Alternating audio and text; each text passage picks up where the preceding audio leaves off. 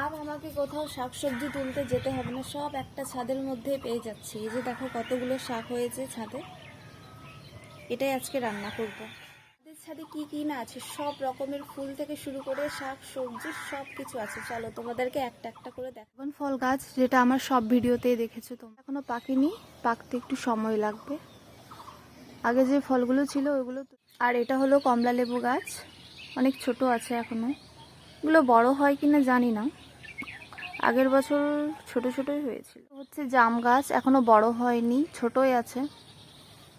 এটা হচ্ছে সাদা বেগুন গাছ, অনেক আগে সাদা বেগুন গাছে ধরতো, আর এখন পোকা হয়ে গেছে গাছে, এখন হয়। এটা হচ্ছে কাঁচা মিটে আম, এই যে ছোট আছে এখনো, খেতে অনেকটা টক মিষ্টি, ভালো। যে লঙ্কা গাছ, এখানে দুটোর মতন লঙ্কা হয়েছে, গাছে ফুল ধরেছে। এটা হচ্ছে আতা গাছ, এটা কি গাছ নাম জানি না, কিন্তু এর পাতাটা ছিঁড়লে গন্ধটা অনেক মশলা টাইপের, মশলা পাতা গন্ধ।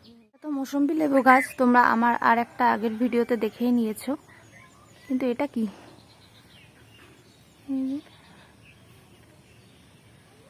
ধরতে ইচ্ছা করছে না ভাই। তোমাদেরকে দেখাবো দু রকম পেয়ারা গাছ। এই যে একটা পাতা এরকম লাল লাল খয়েরি খয়েরি, একটা পেয়ারা গাছ তো প্রত্যেক বাড়িতেই থাকে। হচ্ছে বাতাবি লেবু গাছ, গাছে এখনো ফল ধরে। আমাদের কামরাঙা গাছ, 2 বছর ধরে। বেল গাছ, আমাদের ছাদ বাগানের বেল গাছ।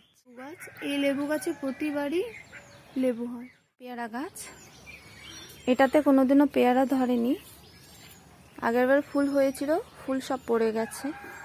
এখন হচ্ছে করম চা গাছ, করম চা আগে অনেক হয়েছিল, এখন একটা শুধু ফুল দেখা যাচ্ছে। এটা হচ্ছে কদবেল গাছ, এই যে। আর এটা হচ্ছে সবেদা গাছ, অনেক সবেদা হয়েছিল, মিষ্টি মিষ্টি। এটা হচ্ছে সবেদা গাছ, আগের বারও হয়েছিল অনেক সবেদা।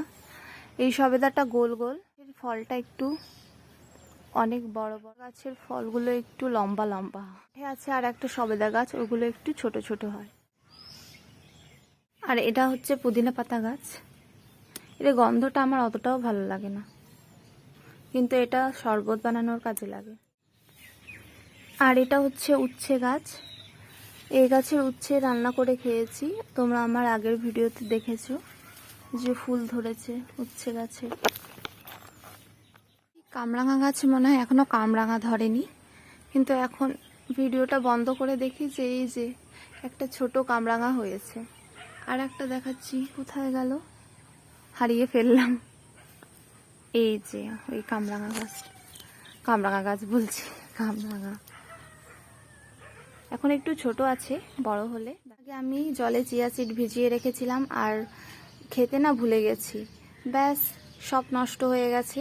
তারপরে এই গাছের গোড়ায় দিয়েছিলাম, তো ওখান থেকে এই যে ছোট ছোট চারা বেরিয়েছে,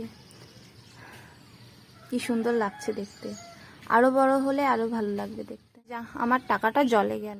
আজকের ভিডিওটা অনেকটাই লং হয়ে গেছে। আজকে আমাদের ছাদে কি কি ফল গাছ আছে সেগুলো দেখিয়েছি, নেক্সট দিন দেখাবো ফুল গাছ, কি কি ফুল গাছ আছে সেগুলো। আজকের ভিডিও এতটুকুই, বাই।